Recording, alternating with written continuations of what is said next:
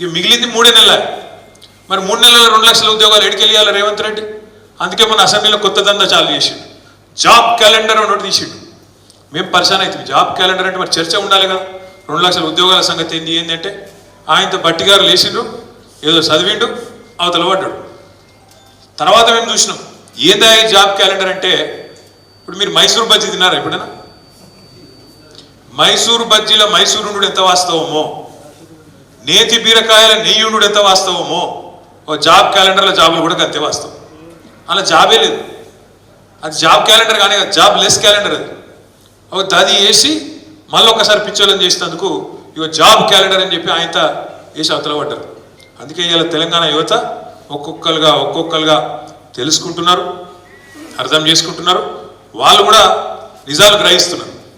అట్లాగే రైతులు ఎన్ని మాటలు చెప్పిన రైతులకు. కేసీఆర్ కేవలం రైతులను పట్టించుకుంటాడు, రైతు కూలీలను దేక్తలేడు. కేసీఆర్ భూస్వాములకే వత్తాసు పలుకుతున్నాడు, కౌలు రైతులను దేక్తలేడు. మేము 2 లక్షల రుణమాఫీ చేస్తాం, కేసీఆర్ 10,000 ఇస్తాం, మేము 15,000 ఇస్తాం, రైతు కూలీలు నడుచుకుంటాం.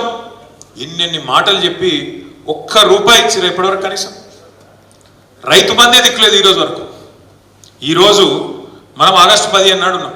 అదే కేసీఆర్ ప్రభుత్వం ఉన్నప్పుడు టెన్షన్గా జూలై నెలలో నాట్లు పడే టైం వరకు 7,600 కోట్లు టింగు టింగు టింగు మన ఫోన్ అవుతుండే, 7,600 కోట్లు ఖాతాలో పడుతుండే.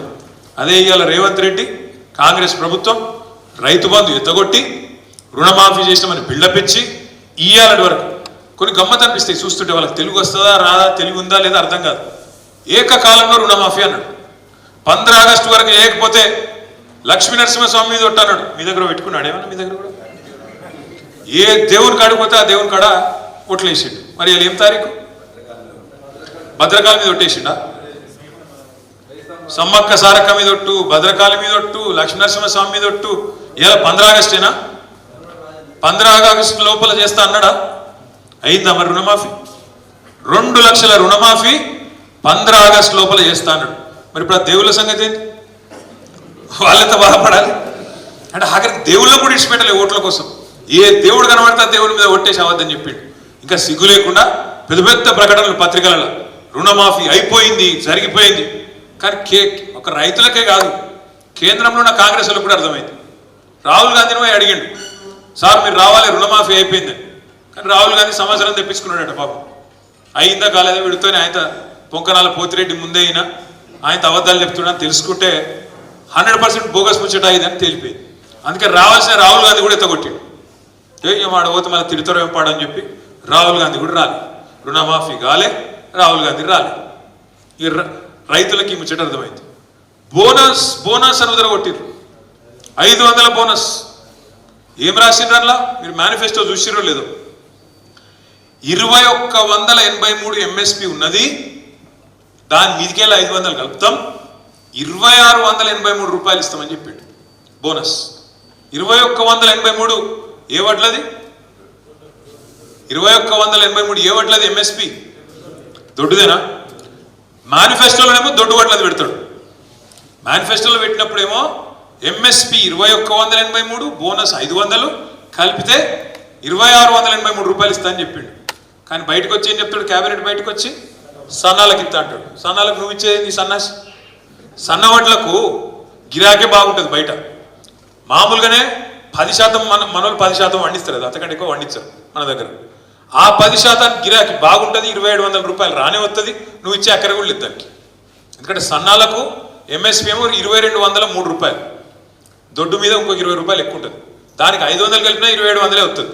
నువ్వు ఇచ్చినా ఇవ్వకపోయినా బయట మార్కెట్లో అదే వస్తుంది. అందుకే తెలివిగా ఏం చెప్పిండు?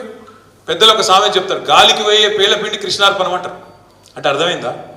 ఒక పంతులు ఉంటాడు, పూజ చేస్తాడు కృష్ణునికి. చేస్తా అంటే ఆ పేలపిండి పెట్టి మొత్తం పాలాలు గీలాలు పిండి గిండి అని మంచి ప్రసాదం అంతా తయారు చేసి పెట్టిండాడు. ఈ లోపల జోరుగా గాలి కొట్టింది, ప్రసాదం అంతా ఎగిరిపోయింది. కృష్ణ మొత్తం నీకే నీకే అన్నాడు. ఇది కూడా అంతే. ఇచ్చేది లేదు, బోనస్ పీకేది లేదు.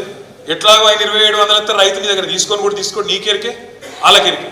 అందుకే ఏంది, ఇచ్చే అవసరం లేని దానికేమో నేను సన్నాలకు ఇస్తున్నా అని డైలాగు, సన్నాయి నొక్కులు. ఇవ్వాల్సిన దొడ్డుబడ్లకేమో మేనిఫెస్టోలో పెట్టిన దానికేమో దిక్కులేదు. బోనస్ బోగస్ అయిపోయింది, రుణమాఫీ ఉత్తముచ్చట అయిపోయింది, రైతు కూలీల సంగతి ఉత్తదే, కౌలు రైతుల సంగతి ఉత్తదే. ఇవన్నీ ఇప్పుడిప్పుడే రైతన్నలకు కూడా మంచిగా అర్థమవుతుంది. ఇక మా ఆడబిడ్డలు ఎన్ని మాటలు చెప్పిరాలు. బస్సు ఫ్రీ అన్నారు, బంగారం ఫ్రీ అన్నారు. కేసీఆర్ ₹1,00,000 ఇస్తాడు పెళ్లికి, మేము తులం బంగారం ఇస్తా అన్నాడు. మరి ఇప్పటికి 2.5-3 లక్షల పెళ్లిలేని, రేపు 18వ తారీఖు కూడా పిచ్చి పిచ్చుకున్నాయి పెళ్లిళ్ళు, లెక్కలేని పెళ్లిళ్ళు ఉన్నాయి 18వ తారీఖు. మళ్ళా శ్రావణ మాసం మొదలైంది, పెళ్లిళ్ళు ఇక లెక్క దివానం లేని ఉన్నాయి. మరి ముఖ్యమంత్రికి బంగారం షాపులో తెలియదా, లేక పతారే లేదా, బంగారం దొరుకుతలేదా, ఏమైందో తెలియదు. గవే మళ్ళీ కేసీఆర్ ఉన్నప్పుడు ఇచ్చిన ₹1,00,000 చెక్కులు తప్ప, అది కూడా మొన్నటిదాకా తొక్కిపెట్టి మళ్ళీ మనోళ్ళు కొట్లాడితే, మన పల్లరాజేశ్వర రెడ్డి, మన కౌశిక్ రెడ్డి అందరు కొట్లాడితే ఆఖరికి మొన్న ఎమ్మెల్యేలతో మళ్ళీ ఇప్పించే కథ. లేకపోతే అది కూడా ఎత్తగొట్టే ఆలోచన ఉండే. మళ్ళీ అదే ₹1,00,000 చెక్కు కేసీఆర్ ఇచ్చిపోయింది తప్ప తులం బంగారం లేదు, మన్ను లేదు. అందుకే మేము చెప్పినాం పార్లమెంట్ ఎన్నికల్లో కూడా, తులం బంగారం కాదు, తులం ఇనుము కూడా ఇయ్యడని చెప్పిన నేనైతే. మీరు రాసి పెట్టుకొని ఈయనే ఏడు. ఇప్పటికే రేవంత్ రెడ్డి 2.5 లక్షల తులాల బంగారం బాకీ ఉన్నాడు ఆడపిల్లలకు. 2.5 లక్షల పెళ్లిళ్ళు అయినాయి. కాబట్టి ఆడపిల్లలకు కూడా అర్థమైంది బంగారం రాదు. ఇక బస్సు, ఇక ఆ బస్సు అందం చెప్పరాదు. నేను మా సీతక్క చెప్తాను, బస్సులో అల్లవెళ్ళిపోయారు తప్పని మేము ఎక్కడన్నాం అక్క, మేము అనలే. కాబట్టి దానికోసమే బస్సు పెట్టిరండి, మాకు తెలియక మేము మామూలుగా నడిపినాం ఇన్ని రోజులు, మాకేదో తెలియకపాయ పాపం. మీరు అప్పుడే చెప్తే బాగుండు. బస్సుల కుట్లు అల్లికెళ్ళితే తప్పని మేమెందుకంటాం అక్క, ఎక్కువ పెట్టు బస్సులు తన్నుకుంటాను, మంచిగా లేదు పెట్టు, మనిషికో బస్సు పెట్టు, మేమెందుకు అంతటం, మనిషికో బస్సు పెట్టు, మంచిగా అంత కుటుంబం పోయి మంచిగా కుట్లు అల్లికలు, అవసరమైతే బ్రేక్ డ్యాన్సులు, రికార్డింగ్ ఏం చెప్తారో చేయరు, మేమెందుకు అంతటం, ఏమంటారు చేయండి. కానీ ఇట్లా ఈ రకంగా బస్సులలో కొట్టుకునే పరిస్థితి ఎప్పుడైనా ఉన్నారా కేసీఆర్ ఉన్నప్పుడు? సీట్ల కోసం కొట్టుకున్నాడు, సిగలు పట్టుకున్నాడు, గుద్దుకున్నాడు, ఎన్నెన్ని చూస్తున్నాం కొత్త బస్సు అన్నారు. ఇవాళ బస్సు పరిస్థితి ఎట్లుందో మీరే చూస్తున్నారు. ఆఖరికి ఆర్టీసీ కార్మికులు, డ్రైవర్లు, కండక్టర్లు వాళ్ళని ఎత్తిపట్టుకునే పరిస్థితి వచ్చింది. ఇక్కడ వాళ్ళ సీట్లకి వెళ్ళి నువ్వు కూడా కూర్చుంటారు ఇవాళ. ఈ పరిస్థితి బస్సు. అట్లా మహిళలకు కూడా ఇలా వ్యవహారం అర్థమైంది. ఇక ముసలోళ్ళని మోసం చేసారు. కేసీఆర్ 2,000 ఇస్తాడు, మేము 4,000 ఇస్తున్నామని. మరి ఇవాళ 2,000 4,000 కాదు, ఆ ఉన్న 2,000 2 నెలలకు కొట్టిరు, జనవరి నెలకు కొట్టిరు. ఇప్పుడు ఇక మనం ఆగస్టులో ఉన్నాం, ఇంకా జూలై జూన్ పింఛన్లు కూడా పడలేదు. కాబట్టి సమాజం మొత్తానికి అర్థమవుతుంది. ఈ అన్నిటికీ మించి మన మీద అప్పుడు మాటల దాడి ఏం చేసిరండి, కుటుంబ పాలన అన్నారు. కుటుంబ పాలన ఎక్కడ చూసినా కేసీఆర్ కుటుంబమేనా? మళ్ళీ ఇలా రాష్ట్రంలో ఎవరి కుటుంబం కనబడుతుంది? మరి ఎటు చూస్తాడు రేవంత్ రెడ్డి అన్నదమ్ములే కనబడతాను. సరే కేసీఆర్ కుటుంబంలో అంటే మేము గెలిచి వచ్చినాం. నేను 5 సార్లు ఎమ్మెల్యే అయినా, హరీష్ రావు గారు ఆయన 6 సార్లు ఎమ్మెల్యే అయ్యాడు, కవితమ్మ గెలిచింది. ఇట్లా మేము ప్రజల చేత ఎన్నుకోబడి వచ్చినాం. మరి రేవంత్ రెడ్డి గారి సోదరులు ఏ ప్రజలు గెలిపించారు? మేములా తిరుపతి రెడ్డి గారి ఫ్లెక్సీలు ఊరత్తున్నాయి. ఫస్ట్ ఇంకా తిరుపతి రెడ్డి గారు ఫ్లెక్సీ పెడితే పాప రేవంత్ రెడ్డి ఫోటో పెట్టలేదు, అదో కథను మళ్ళా అటెన్కి అతికిచ్చారు. కొండలరెడ్డి గారు మరి ఏ అధికారంతో ఆస్ట్రేలియాకు పెద్ద బృందం తీసుకొని పోయిండు కొండలరెడ్డి. ఇంకో తమ్ముడు అమెరికాలో వాళ్ళ తమ్ముడితోని 1000 కోట్ల ఒప్పందం కుదుర్చుకున్నాడు. ఇది కుటుంబ పాలన కాదా? చూస్తలేరా ప్రజలు? అందుకే నేను అనేది అన్నీ ఒక్కొక్కటి అర్థమవుతాను. మెల్లమెల్లగా వీళ్ళ వ్యవహారము, వీళ్ళ వైఖరి, వీళ్ళ యొక్క అడ్డగోలు హామీలు ఇవన్నీ కూడా ప్రజలకు ఇప్పుడిప్పుడు అర్థమవుతాయి. మనం కూడా ఎగిరితపడద్దు, తొందరపడద్దు. ప్రజలు వాళ్ళకి 5 ఏళ్ళ అవకాశం ఇచ్చారు, చేయని మంచిగా నడపాలని కోరుకుందాం. వాళ్ళు ఇచ్చిన 420 హామీలు ఖచ్చితంగా నెరవేర్చకపోతే వాళ్ళందరినీ ప్రజాక్షేత్రంలో ఎండగట్టడమే బాధ్యతగా పెట్టుకుందాం. తప్పకుండా ఉప ఎన్నికలు వస్తాయి రాష్ట్రంలో, రాకుండా ఉండే ముచ్చటనే లేదు, బరాబర్ వస్తాయి. వీళ్ళ దొంగతనాలు కూడా ఒక్కొక్కటి దొరుకుతాయి. ఇంకా చాలా ఉన్నాయి చెప్పాలంటే వీళ్ళ కుటుంబ పాలన వ్యవహారాలు.